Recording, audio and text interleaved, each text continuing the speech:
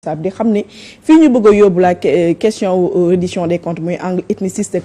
ak angle politique bi c'est très très dangereux. Il est temps ñu teel ci jël ay mesures. C'est vrai que le ciment de notre nation nous a toujours permis de dépasser ces clivages ethniques identitaires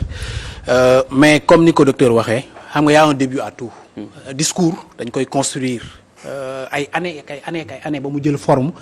Après nag mu doon benn discours boo xam ne day xëy rek daal di exploser ci à la figure de l'État et de la République. Et j'ai l'impression que depuis quand même 2021 avec l'avènement de Sonko sur la scène politique sénégalaise ci le discours identitaire bi commencé di jël forme sous le régime de Macky Sall ñu bëggoon koo jël carrément daal di koy étiqueter comme quelqu'un qui vient de la Casamance, de Joola ñenn ci ay ministres am sax demoon nañ ba accuser ko nekk mu di comme un élément de MFDC. mais jamono jooju am na sant yoo xam ne boo amoon sant yoo xam ne c'est à connotation Casamance sax dañ lay jàpp. Durant les événements de mars 2021 ak juin 2023 on a arrêté des personnes sur la base de leur nom. boo xamante ni tout simplement que le nom avait une consonance ethnique Joola et cetera boo doon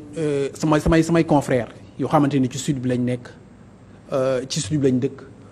voyager doon ñëwaat fii Dakar pour kii ci événement juin 2023 yi. Après ces événements là ils avaient d'énormes problèmes pour ñu bàyyi leen ñu jël sans un contrôle rigoureux des forces de défense et de sécurité sur ce corridor là. Donc nga xam ni discours bi commencé woon dañ di ko construire ndànk commencé dañ di ko construire pendant qu'ils étaient au pouvoir. Maintenant qu'ils sont dans l'opposition tey jii reddition des comptes taxaw man je trouve quand même que c'est des gens qui n'ont aucune limite dans leur bassesse parce que tey bu fekkee dañu convoqué kenn ci yéen ngeen bëgg a jël convocation boobu yóbbu ko ci affaire régionaliste ethniciste pour man c'est trop dans une république li ñu bëgg combat bi ñi nga xamante ni moom la ñu bëgg a mën di woote ay révolution Foutanké révolution Fouta di woote xawma levée de fonds pour une marche des Foutanké et cetera tout en sachant que ci Sénégal quand même ci république lañ nekk ay appel à la haine yoo xamante ni j'ai vu une vidéo où le gars disait clairement que la communauté Joola ñu ñoo leen ëpp fii ñoom ils ne font même pas 1 million ñuñ pëli et cetera et cetera. Mais est-ce que c'est pas le bureau recherche détourné carrément. tu vois li nga xam ne mooy débat bi. génne ko ci reddition des comptes. yóbbu ko ci nga xam ne ci justement le but recherché. C'est justement le but recherché. Ils sont en train de tendre un piège aux nouvelles autorités et j'espère que vraiment gouvernement bi ak régime actuel bi en tout cas du ñu tombé ci piège boobu mooy ban nan lañ ciy tombé mooy répondre à la provocation pour man waruñ ci sax wax. Ils ont mis les structures yi nga xamante ni moom moo war a def reddition des comptes boobu muy pôle judiciaire financier muy haute cour de justice yooyu yëpp installé nañ leen justice baa ngi fi pour def liggéeyam pour man nañ bàyyi justice ak ñi nga xamante ni mooy force de défense et de sécurité yi ñu def seen liggéey en toute indépendance bu ci benn membre du gouvernement bi wax bu ci benn directeur général wax bu ci benn PCA wax li nga xamante ni ñu ngi koy def muy ay nu mu tudd surenchère verbale yu quand même graaw a graaw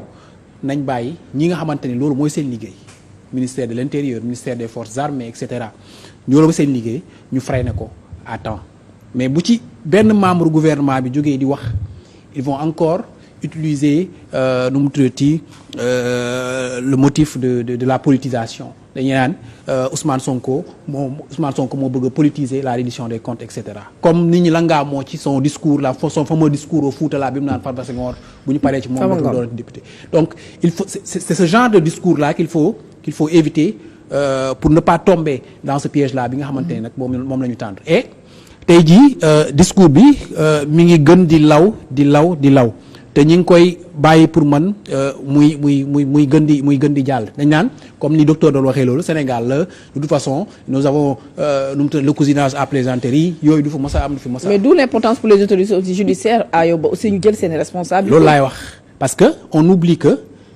génération yi nga xamante ni tey jii ñoo construire ciment boobu. nga xamante ni moo ñu permettre carrément appel à la haine. génération yi nga xamante ni tey jii ñoo ñu permettre tey jii ñu dépasser ces clivages ethniques là ethnicistes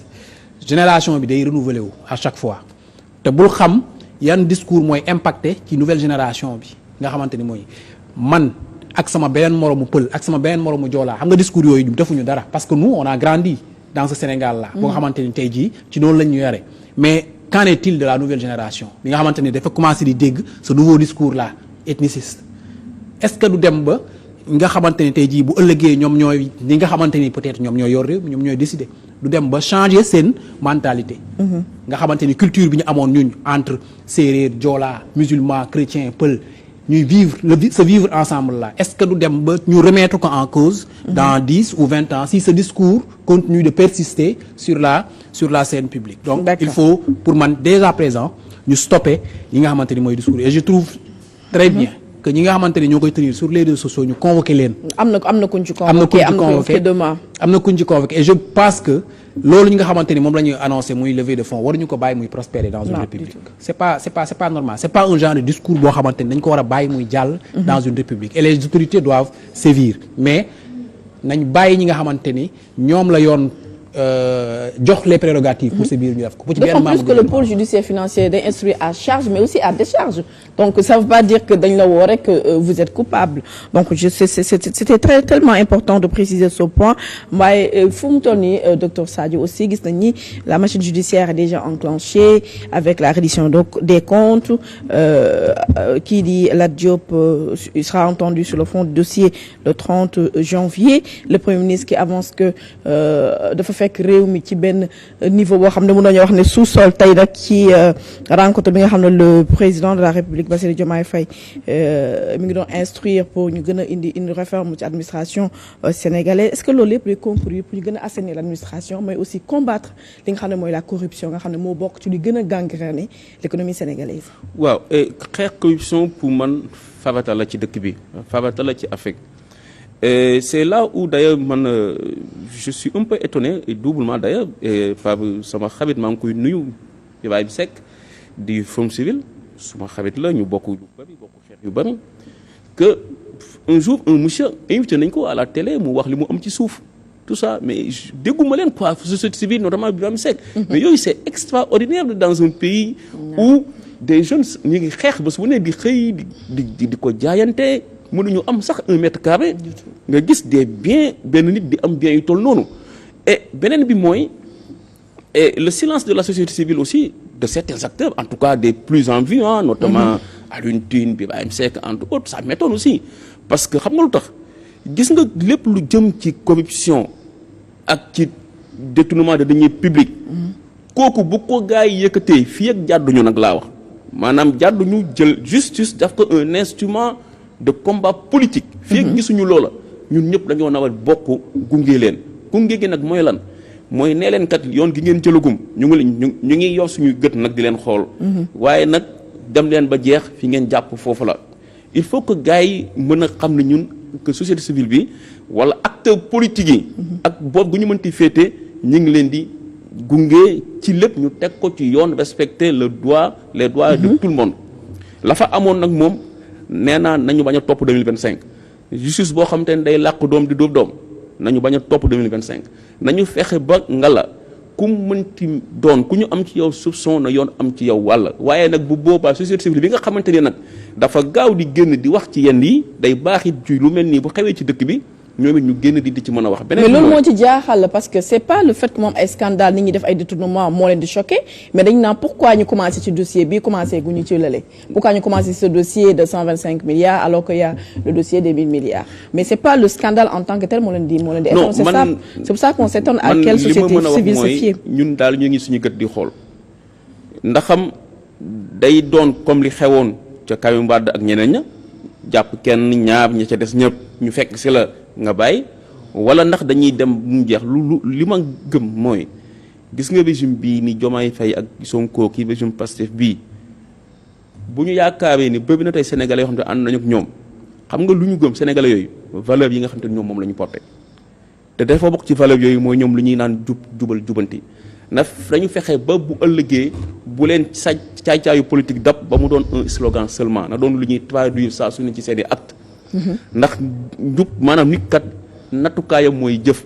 wolof nee na nit melu na mu waxee na mu jëfee la mel ñun jëf jooju ci foofu lañ leen di xaar. xalaat nga ne la jubal jubbanti dina mën a dékku pression yi nga xamante ne on est dans une société sénégalaise xam nañu pression fu muy jugee kilifa diine yi yaag diwa bokk maanaam y a tellement de choses qui vont entrer en jeu tu penses que le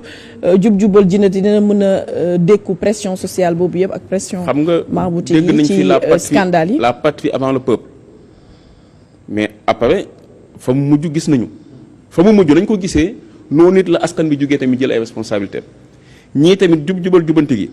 buñ ko mujjee fakkale mujjee askan bi jëlaat la woon fa woon man ndax on a un peuple bu yeewu lool bu xam loolu la mu bëgg bu bëgg njiit yoo xamante ni kat la mu leen dénk dañ ko koy sàmmal lépp tegu ci yoon. beneen bi nga xamante ni jaadu na tey ci caw li am